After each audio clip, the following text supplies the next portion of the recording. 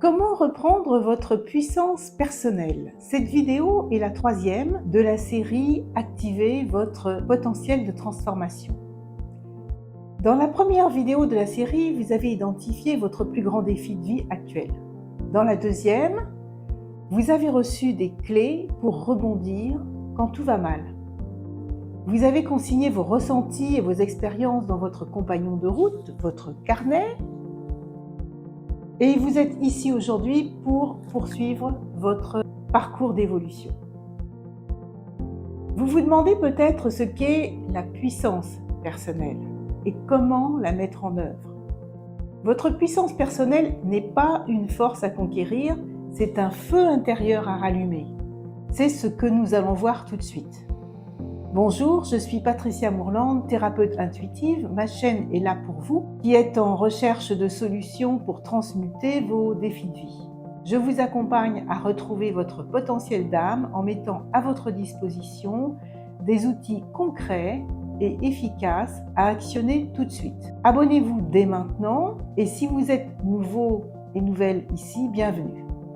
Dans votre défi actuel, vous arrive-t-il de sentir que vous n'êtes pas vraiment à votre place, que quelque chose vous retient sans que vous ne puissiez vraiment l'expliquer? En réalité, votre puissance personnelle est toujours là, mais elle est enfouie sous des couches de croyances, des croyances limitantes, sous des pièges du mental et sous des peurs. Aujourd'hui, je vous propose 3 manières concrètes de reprendre votre puissance personnelle. À la fin de la vidéo, je vous donnerai une illustration complète d'un des défis cités dans la première vidéo de cette série. Et maintenant, voici les 3 étapes que vous pouvez suivre pour reprendre votre puissance personnelle. Prenez votre carnet de route et allons-y. Étape numéro 1. Déconstruisez les croyances limitantes. Étape numéro 2. Sortez des pièges du mental. Étape numéro 3. Reconnaissez vos peurs. Face à votre défi actuel, qu'est-ce que vous vous dites? Je ne peux pas changer? Je suis comme ça depuis toujours? C'est trop tard? Je ne me sens pas à l'aise? Ces pensées vous semblent réelles, mais elles sont plutôt des histoires que vous vous racontez. Et aujourd'hui, je vais vous aider à déconstruire ces barrières et à reprendre pleine possession de votre puissance intérieure. C'est votre carburant pour avancer. Étape numéro 1, déconstruisez vos croyances limitantes. Nos croyances troublent notre réalité. Depuis notre plus jeune âge, à travers notre éducation et à travers notre environnement sociétal, on a accumulé des idées sur nous, sur ce que nous sommes, sur ce qu'on ne peut pas faire, sur ce qu'on est. Je suis ceci, je ne suis pas comme ci, je suis cela, je devrais être autrement. Toutes ces phrases nous enferment dans une prison qui limite notre potentiel. Mais en réalité, nous ne sommes ni nos pensées, ni nos croyances. Nous sommes en constante évolution. Nous sommes capables de modifier notre regard sur nous-mêmes à tout moment. Chaque croyance limitante peut être remplacée par une croyance aidante, une croyance plus alignée avec ce que nous souhaitons réellement incarner. Prenez votre carnet de route et notez quelles fausses croyances se cachent derrière mon défi. Qui est-ce que je serais? Où est-ce que je serais? Qu'est-ce que je ferais si je me libérais de tous ces jugements sur moi-même?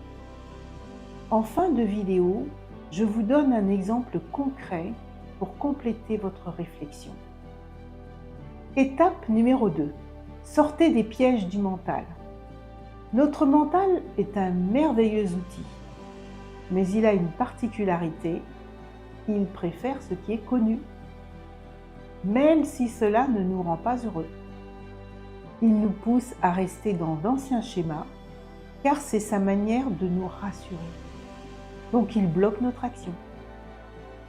Il nous fait ressasser le passé, anticiper des catastrophes, critiquer, comparer. Et tous ces mécanismes du mental sont de véritables pièges qui nous éloignent du moment présent, qui nous éloignent de notre véritable puissance intérieure. Alors qu'est-ce qui se passe? Vous ruminez. Mais pourquoi j'ai dit ça? Ah, mais j'aurais dû agir autrement. Vous construisez des projections. Et si je fais ça, ils vont sûrement me rejeter. Vous vous comparez. Ah, mais je ne suis pas aussi bon que lui. Ah, il est meilleur que moi. Alors, comment en sortir? Prenez conscience de vos pensées sans vous y identifier. Ramenez votre attention à l'instant présent. Chaque fois que c'est nécessaire, désamorcez vos scénarios dès que vous vous racontez des histoires. En prenant de la distance avec votre mental, vous regagnez de l'espace. Retrouvez de la puissance. Après l'étape numéro 3, vous aurez un exemple concret pour vous aider à débusquer vos pièges mentaux. Étape numéro 3, reconnaissez vos peurs. Derrière chaque peur, il y a un message. Elle nous montre nos limites actuelles, nos zones d'ombre et surtout là où nous pouvons encore grandir et nous améliorer. Nous essayons tous de fuir nos peurs, de les ignorer, de les camoufler sous l'action, sous l'hyperaction, l'hypercontrôle, l'évitement. Et pourtant, ce que nous fuyons nous poursuit. Et ce que nous accueillons nous transforme. Alors voici comment je fonctionne avec mes peurs. Je les accueille consciemment. Quand une peur se manifeste, ne la refoulez pas. Posez-vous, respirez, écoutez-la sans jugement. Qu'est-ce que tu as à me dire? Vous savez maintenant à quel point la respiration est vitale. Je nomme ma peur clairement. Oui, j'ai peur d'échouer. Oui, j'ai peur d'être rejeté. Ainsi, je conscientise. Je reprends la main sur cette peur en lui retirant de son pouvoir. Je cherche son message. Qu'est-ce que tu as à me dire? Ah oui, j'ai envie d'être reconnu, d'être aimé, d'être libre. Une envie, évidemment, qu'on s'autorise peu ou qu'on ne s'autorise pas du tout. Je traverse cette peur par des petites actions. Le courage ne consiste pas à être sans peur, mais à avancer malgré la peur. La peur se présente comme une montagne infranchissable. Et pourtant, derrière la montagne, qu'est-ce qu'il y a? Peut-être un grand espace de liberté. Notez dans votre carnet de route quelles sont vos peurs et comment vous allez reconnaître vos peurs et les gérer. Comme convenu, voici un exemple concret pour vous guider. C'est le cas numéro 1 de la première vidéo. Je ne me sens pas bien dans mon emploi actuel et j'ai du mal à me mettre en recherche. Quelles sont les croyances? Changer, c'est risqué. Je pourrais tomber sur pire. Je ne suis pas capable. Et puis surtout, ici, je fais passer la stabilité avant mon bien-être. Quel est le piège mental derrière tout ça? Et si je ne trouve pas mieux? Et si je fais une erreur? Mon mental est en train de fabriquer 1000 excuses Il me ment pour éviter que je cherche un autre emploi. Donc, je procrastine et je ne passe pas à l'action. Quelles sont les peurs derrière? J'ai peur d'échouer, j'ai peur de l'inconnu, j'ai peur de ne pas être à la hauteur. Mieux vaut rester dans une situation insatisfaisante que risquer de rater ailleurs. Alors, quel choix puis-je faire à la place? Je vais le noter dans mon carnet, ce choix que je peux faire à la place.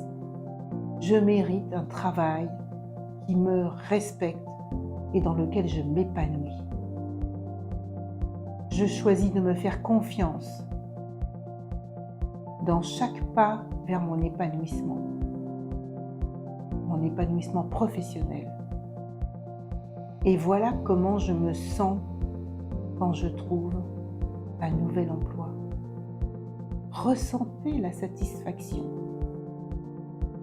Vous savez maintenant ce qu'est votre puissance intérieure en déconstruisant vos croyances limitantes, en sortant des pièges du mental, en reconnaissant vos peurs. Alors à vous de jouer avec votre défi actuel. Vous vous apercevrez que votre puissance intérieure est toujours présente. Elle n'attendait que vous, simplement que vous veniez la réveiller. Ressentez comme votre transformation se poursuit. Ceci vous a été utile et bénéfique, alors partagez en commentaire votre expérience, posez-moi vos questions, mettez un pouce, abonnez-vous pour plus de contenu sur l'activation de votre potentiel d'âme.